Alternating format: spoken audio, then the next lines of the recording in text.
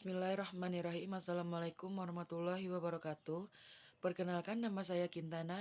Saya berasal dari Prodi PGMI 5D dengan NIM 19591118. Jadi di sini saya mendapatkan tugas dari dosen pengampu saya, Ibu Roseti Aprilia MPD, dengan mengajar pembelajaran tematik.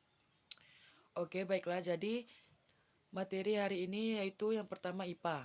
IPA ini mengenal anggota tubuh, pelajaran SD kelas 1. Jadi, teman-teman masih ingatkah lagu dari Pak Kasur? Lagunya itu seperti dua mata saya, hidung saya satu, dua kaki saya pakai sepatu baru, dua telinga saya yang kiri dan kanan, satu mulut saya tidak berhenti makan. Nah, jadi itu adalah lagunya dari Pak Kasur. Yang pertama kita bahas yaitu tentang mata. Coba tebak mata kita ada berapa? Tentu saja ada dua.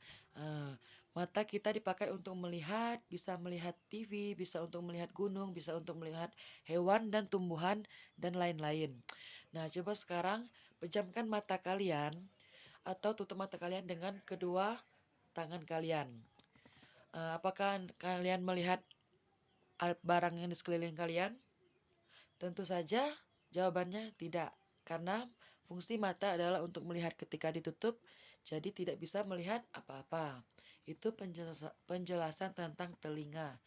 Kemudian telinga. Telinga kita ada dua. Fungsi telinga yaitu untuk mendengar. Kita bisa mendengar apa yang dikatakan oleh Bapak dan Ibu guru. Sekarang coba kalian tutup kedua telinga kalian, apakah masih bisa mendengar?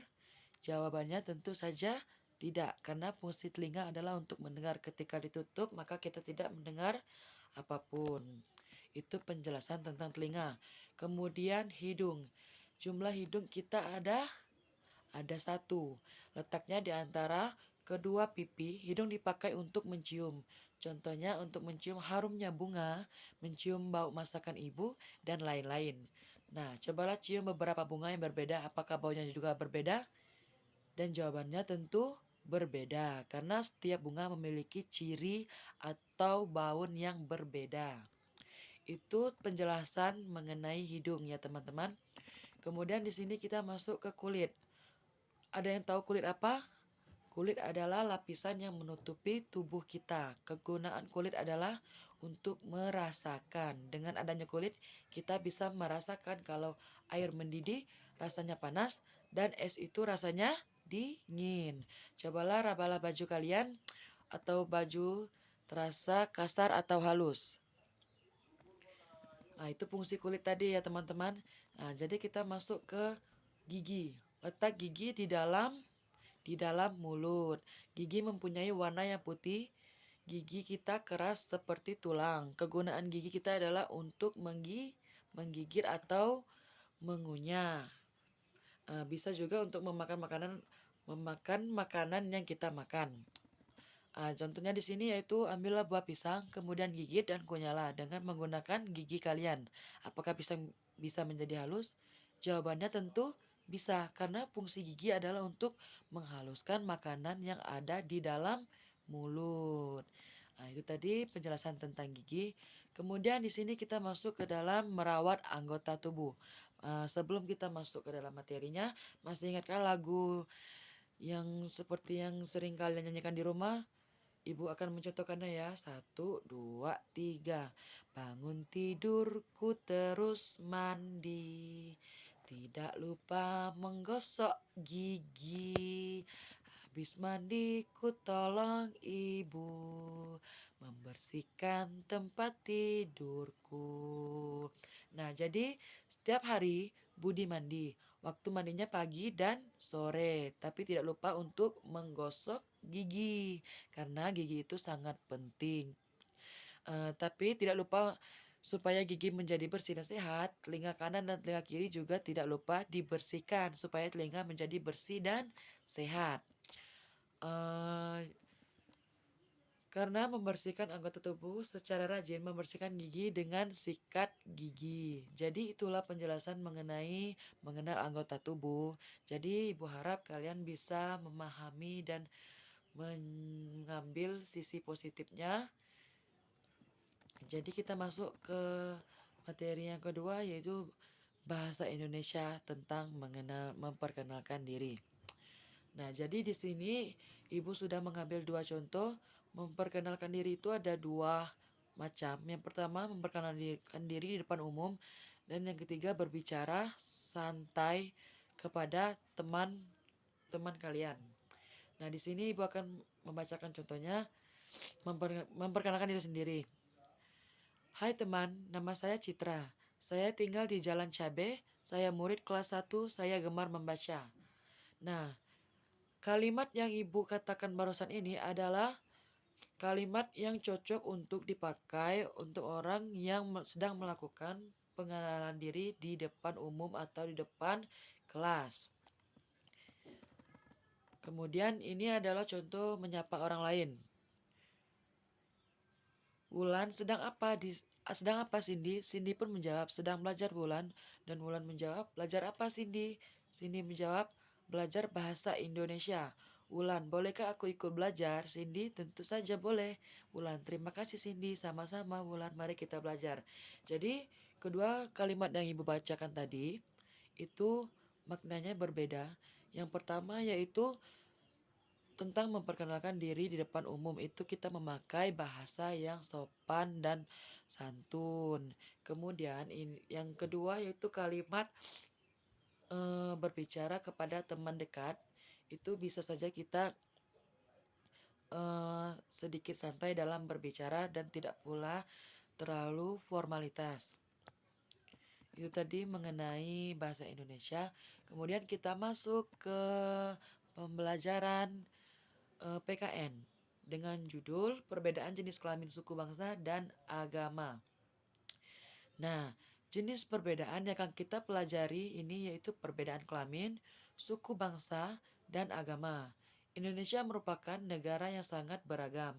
Perbedaan yang terjadi di Indonesia akan baik apabila kita sadar pentingnya menjaga persatuan dan kesatuan negara dan jangan menjelek-jelekan agama, suku bangsa, maupun jenis kelamin, serta saling menghargai antara satu sama lain. Nah, pembahasan kita yang pertama itu perbedaan jenis kelamin. Perbedaan jenis kelamin kita ketahui dari lingkungan sehari-hari. Perbedaan jenis kelamin ini dibedakan menjadi dua, yaitu perempuan dan laki-laki. Apakah jenis kelamin kalian? Untuk mengetahui perbedaan jenis kelamin, kalian dapat melihat contoh yang nanti ibu akan kasih. Yang kedua yaitu perbedaan suku bangsa. Indonesia merupakan negara yang memiliki banyak suku. Suku-suku yang ada di Indonesia diantaranya suku Aceh, suku Dani, suku Tionghoa, suku Betawi, suku Flores, suku Jawa, suku Bali, suku Asmat, dan masih banyak lainnya. Untuk memperjelas kita dapat melihat gambar nanti yang ibu akan berikan. Kemudian di sini terdapat perbedaan keagama. Di Indonesia terdapat berapa agama? Ya, jawabannya adalah 6. 6 agama resmi yaitu Islam, Kristen, Protestan, Kristen Katolik, Buddha, Hindu, dan Konghucu. Setiap agama memiliki tempat ibadah, kitab suci, dan hari besar yang berbeda-beda. Untuk lebih jelasnya, simak yang ibu akan sampaikan. Yang pertama itu agama Islam. Tempat ibadah agama Islam yaitu masjid. Kitab suci agama Islam yaitu Al-Quran. Hari besar agama Islam yaitu Idul Fitri dan Idul Adha. Nah, itu tadi tentang mengenai agama Islam. Kemudian kita masuk ke agama Kristen Protestan. Tempat ibadah agama Kristen Protestan ini yaitu gereja. Kitab suci agama Kristen Protestan yaitu Injil. Hari besar agama Kristen Protestan yaitu Natal dan Paskah. Itu mengenai agama Kristen Protestan. Kemudian kita masuk ke agama Kristen Katolik. Tempat ibadah agama Kristen Katolik yaitu gereja, hampir sama dengan Kristen Protestan tadi. Mereka juga ada kitab suci agama yaitu Injil. Kemudian hari besar agama Kristen Katolik ini yaitu Natal dan juga merayakan Paskah. Kemudian kita masuk ke agama Buddha. Tempat ibadah agama Buddha yaitu vihara dan candi Buddha. Kitab suci agama Buddha yaitu Weda. Hari besar agama Buddha yaitu Waisak. Kemudian agama Hindu. Agama Hindu ini, tempat ibadah agama Hindu ini yaitu Pura. Kitab suci agama Hindu yaitu Tripitaka. Kemudian hari besar agama Hindu yaitu Nyepi atau Galungan. Itu tadi mengenai agama Hindu. Sekarang kita masuk ke yang terakhir yaitu agama Konghucu. Tempat ibadah agama Hindu yaitu Kelenteng. Kitab suci agama Hindu yaitu Wujing dan Sisu. Hari besar agama Hindu yaitu Cap Gome. Nah, jadi itu tadi penjelasan mengenai berbagai agama yang ada di Indonesia. Jadi, kita hidup di Indonesia, maka dari itu perbedaan itu akan membuat kita tahu bahwa kita semua yang berbeda kelamin, suku, budaya, dan agama merupakan keluarga. Kita hidup bersama di tanah Indonesia. Nah, jadi itulah penjelasan pembelajaran kita pada hari ini. Ibu harap kalian bisa mengerti dan bisa memahaminya dan bisa menerapkannya di kehidupan yang selanjutnya.